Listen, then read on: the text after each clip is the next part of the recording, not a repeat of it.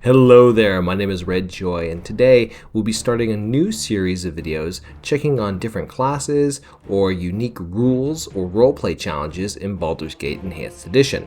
These will be called Reincarnation Runs, and our goal will be to see how many times I need to reincarnate a character to complete each game. For folks who don't know, Baldur's Gates 1 and 2 allow for players to export their characters with their level of experience and most of their items on them into a new game. It's a way to experience the game at multiple levels and, yeah, to power game a little bit. We're going to be doing this with specific challenges, and we're going to be seeing how many times I need to export a character in order to get them through a playthrough for that particular challenge. The first Reincarnation Run will be done with playing as one of the most criticized classes in Baldur's Gate Enhanced Edition, the Monk. We'll also test out our rules to see if this will be enough of an actual challenge or if there needs to be a few tweaks to future Reincarnation Runs. For this run, we'll also try out the Artisan's Kitpack of the Monk, which has a few big changes from the OG Monk.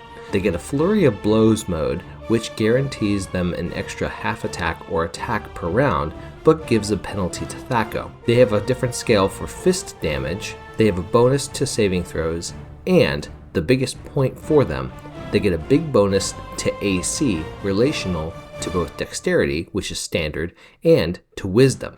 There are other benefits that could come in later in the game, but we aren't going to be exploring them today because our monk isn't going to be going beyond a certain level. Maybe that'll be for Baldur's Gate 2 set of Reincarnation Runs. In order to get into these different classes and rules, I'm going to be playing this version slightly differently than other playthroughs. Obviously, these are going to be done in single videos, so I'm going to edit down for the exciting bits, which is such as who do I recruit, what big adventure pieces or quests do I do, and what choices do I make for the character before they die. So for this run, is going to be a monk named Mattias. He's going to have a strength, dexterity, constitution, and wisdom score all of 18, intelligence of 11, and charisma of 8. Now that we're started, we'll have Mattias start at tactical difficulty and we'll build up from there.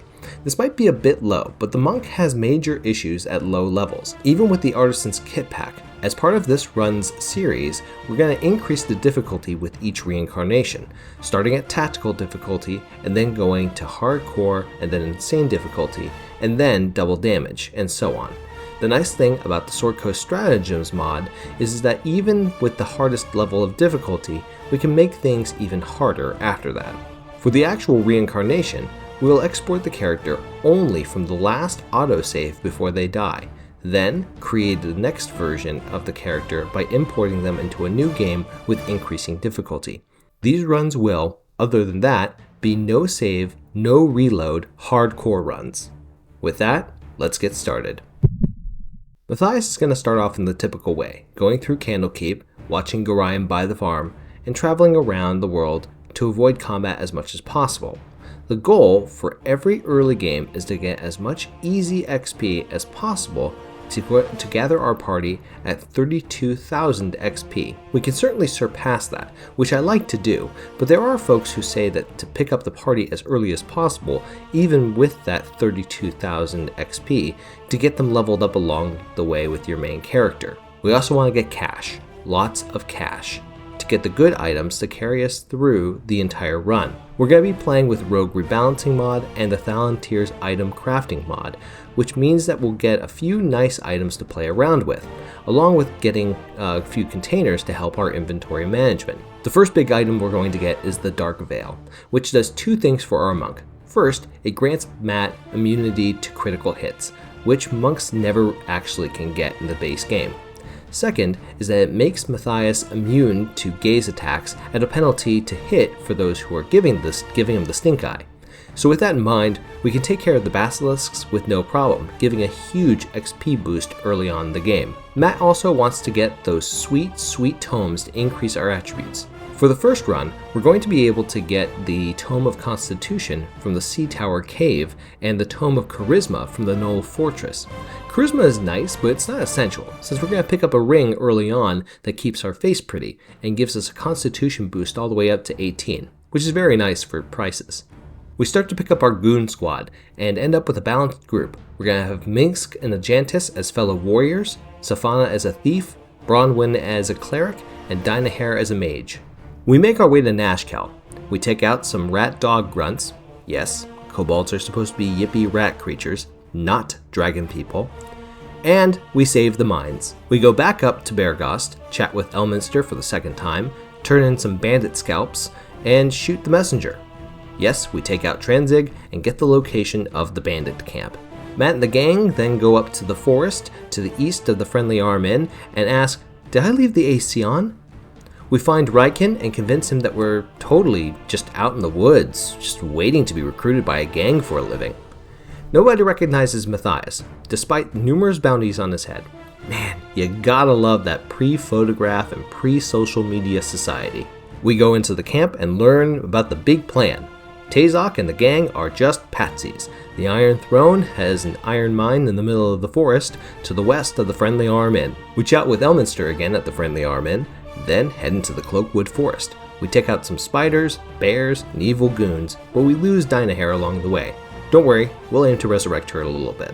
We get to the mines and meet with Drusus and his friends.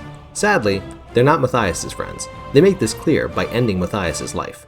This is done with a fair amount of user error and boldly going forward without arcane support. Good job, moron.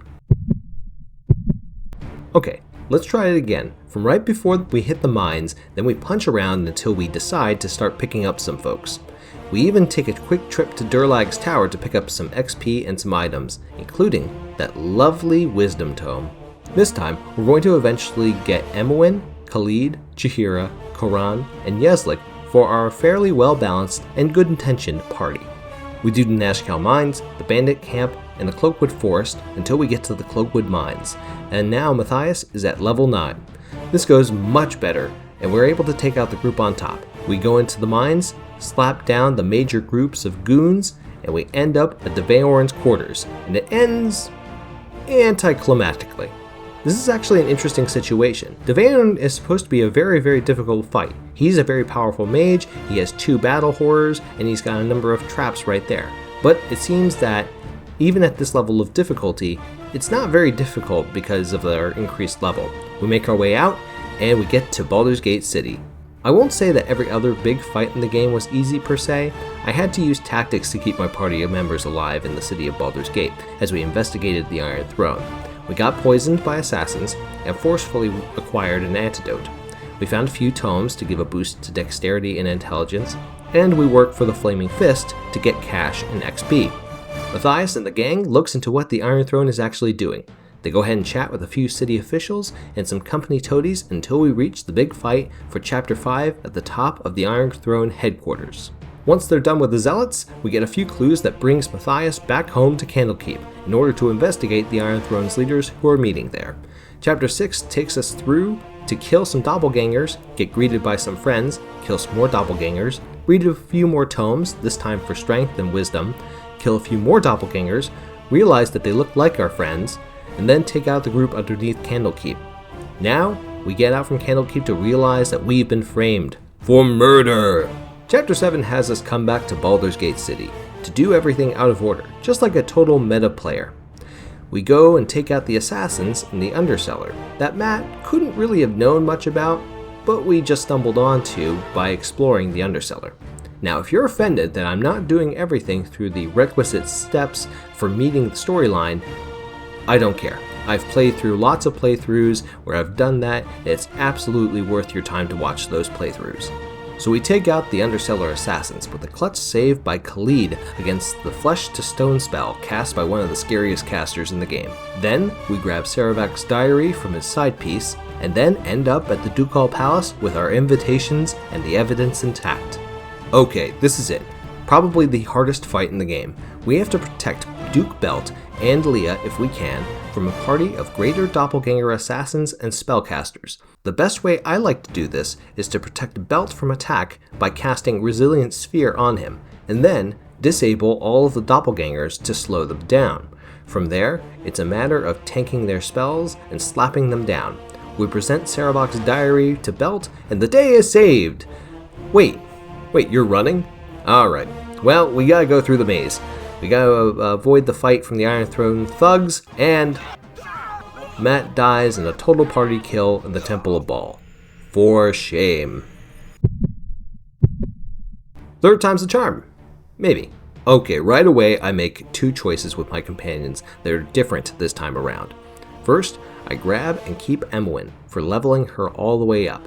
I get her through the first parts of the game as a thief, and at my level, our boy Mattias takes on most of the fighting, and Emwyn levels up first as a thief and then as a mage. Now I don't always dual class her to mage, and it's not 100% necessary, but having her be a full arcane caster and as a backup thief isn't a bad idea. For our main thief, we're going to use Quran, and then we're also going to get Baldur as part of my secret plan. Yes, that's right, my secret plan is to go to the cheese factory, then buy all of the cheese, and then petrify that cheese, and then refresh that cheese to its cheesy goodness, and then petrify it again. Now just replace cheese with charmed basilisks, and you'll understand how I was able to get Baldur to be able to cast Insect Plague before reaching Devaorn. Okay, sue me. But this is our third time through this run-through series, and I really want to take out Devaorn and take out Sarevok this time. Along the way, we got to level up Mattias, Quran, and Emwyn, so when we marched through Cloakwood, it wasn't so bad for a high-level party. Devaorn went down before his reinforcements got in thanks to Zone of Fresh Air spell and Mattias' free action ability. We investigate Baldur's Gate through Chapter 5, we get poisoned, we get some tomes, we rescue a body, and we send a puppy to Mars. Finally, we get to the point when we are ready to investigate the Iron Throne as agents from Sembia, just like the last time, and every time we do this, we slip in right up to the point at the top level. Now the bad news is I forgot to hit record for this footage. Don't worry, I kept honest with the reload rules, it wasn't really necessary. But double bad news, we lost Quran. It's not just that he was killed, he was obliterated, thanks to a critical hit backstab. That being said, we did get to use Insect Plague for the first time, and oh boy. Yeah, alright, I'm reassessing Baldur. That's a spell. So we need to replace Quran. I figured that Emwyn can get us through the rest of the game as the thief, we just need to have her have potions to get through traps and whatnot. So I go ahead and recruit Khalid, Jaheira, and Kagan for muscle of the group, and for additional druid support. We go through Candlekeep, we get some more tomes, we get accused of murder, we use some more summons and insect plagues, and then we head back to Baldur's Gate. Now, the point in doing all of this, the YouTube channel, the hardcore insane difficulty runs, the videos exploring a ton of different games, is to have a fantastic time and play around as just a goof who's bad at games. If you like what I do, please leave the video a like and leave a comment below and subscribe to the channel.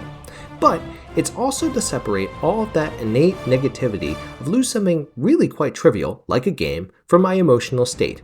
Basically, how to be more graceful when hit with adversity. The fight against Slythe and Kristen in the Undercellar really pushed that. We get to the Undercellar, we buff the party, and I'm ready to rock those lovebirds' world. Slythe goes down like a sack of potatoes, but then that witch Kristen casts chaos on the party, making 5 out of the 6 of us confused and rabid. What happens next is as predictable as unleashing a gang of bums on bath salts and PCP into a Swiftie concert. With my reputation tanked, going down from a reputation of 20 all the way down to 3, I needed to get my donations in quickly. So I had the brilliant idea of going solo to get up to the Temple of Helm and give a healthy donation to the poor orphaned Swiftie community. Kagan agreed with this plan, and, like the awesome dude he was, stayed put. Baldur was out, so she couldn't object. Don't worry, that's what the Temple of Helm is for. But Khalid and Jaheira refused to stay put. They were disgusted by the loss of reputation. Let me remind you that it was Khalid who shot and killed several of the courtesans, not Mattias. The biggest sting was Emwyn, who actually will become unrecruitable if she leaves with a low enough reputation. Not only that, but they will leave with a ton of great items. Shame on me for not realizing that they wouldn't be coming back in the party, but I will remember this for Mattias' Baldur's Gate 2 Reincarnation Run. So, with the casting of one spell, it looked like Mattias was going to have a rough time for the rest of this run. Suffice to say, I sneak over to the Temple of Helm, I tell the Flaming Fist Rent-A-Cops to come back with a warrant, and I bring back Baldur and Kagan to assess my new crappy situation. Even with 2 tanks and Baldur with her Insect Plague and Druid spells, I now didn't have a Thief or an Arcane Caster or a reliable Archer. Now a new Thief with the appropriate abilities would be really hard to come by, but I knew where I could find a new Archer, Shartil. Not only that, but Baldur would be my new Arcane Caster. To tell the truth, they don't need to be amazingly powerful, just to be able to fire dispelling arrows and summon critters from a wand, which thankfully I held on to. We returned to Baldur's Gate City, and against my better judgments, I decided to go into the Ducal Palace without the Resilient Sphere spell to protect Belt. We go into battle, and once again, Insect Plague saves us. Those doppelganger assassins freaked out from the bug nibbles, and just like peasants in medieval France, you can't kill aristocrats while you're dealing with a bad case of the plague. We rat out Sarevok by sharing his diary, he runs, we go to rest, and we're in the endgame. Also against my better judgments, we go through the Thieves' Maze without a thief. Now it turns out that with enough resistances, HP, and protection from the undead, Mattias is just fine. Mattias makes his way to the Undercity with protection up for the whole party, and we waltz up to the Temple of Baal with no issues. Okay, final fight. This time, I'm not screwing around. If I'm gonna beat Sarevok, I'm going to need some luck and some cheese. Happily, I packed my lunch bag and I brought the latter, and I earned the former. Shartil, Baldur, and Baldur really came in clutch here. First, the summons. Oh lord, the summons. I summon about 30 or so critters, hasten them, and then send them into the fray. All of the pre-combat buffs like strength potions and protection potions. And then I send Shartil in with some arrows of dispelling. She gets a great early hit on Sarevok and hits every one of his goons while they're busy fighting my army of nameless monsters. Next, Baldur casts Insect Plague. It was tough to see the exact effect of this while I'm off screen, but I can tell that the bugs combined with the summons are doing their work and wasting Sarevok's minions. They are panicked and can't do much at all to defend themselves, except for Sarevok and Tazok, who are chopping through the mass of nameless minions.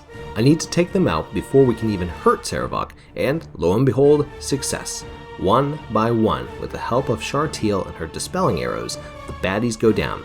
Finally, it's just Matt, his party, versus Sarevok, 2 skeleton warriors, and some random air elemental. Now, the cherry on top. Baldur casts not 1, not 2, not 3, but 4 webs in the area. I don't care how good Sarevok's saves are, he is going to get webbed. Mattias, on the other hand, he's got free action. He can move all around, heal up from the occasional hits from Sarevok or the skeleton warriors. We take out the skeleton warriors, and Shartil gets an acid arrow in on Sarevok. He goes down, and it's finally over. So, how did we do? For the first Reincarnation Run, I liked it, but there are things that I would do differently. This was a bit of a test run for this format, and I didn't necessarily do anything super unique other than play as a monk, which is a very difficult class to play, and used mods like SCS and the Artisan's Kitpack to alter the game's difficulty. For Mattias, it took him 3 runs to get to the end.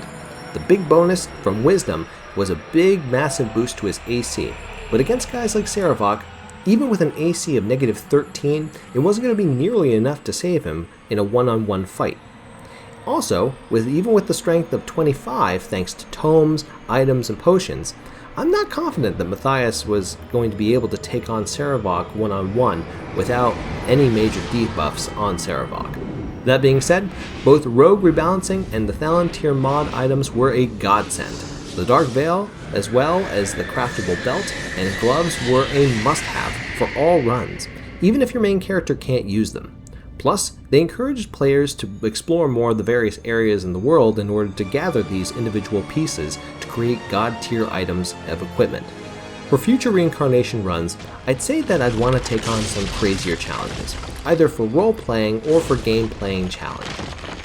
For future runs, I'll give suggestions and I'll ask you guys, my friends out in the community, about what the level of difficulty or the interest would be for particular ideas. Some ideas might include creating a truly chaotic evil run, slaughtering everything outside of Candlekeep, or going the opposite, minimizing the number of casualties as a pacifist run. Or maybe doing an only elf or only shorty run, where I only recruit those people of those races. Or maybe even an all casters run, where the only characters I can pick up are characters who can cast a spell. That'll be it for today. If you like what I do, leave the video a like or a comment below. If you really enjoyed this and you want to watch more, subscribe to the channel. Thank you so much for watching. For now, take care and good luck. We're all counting on you.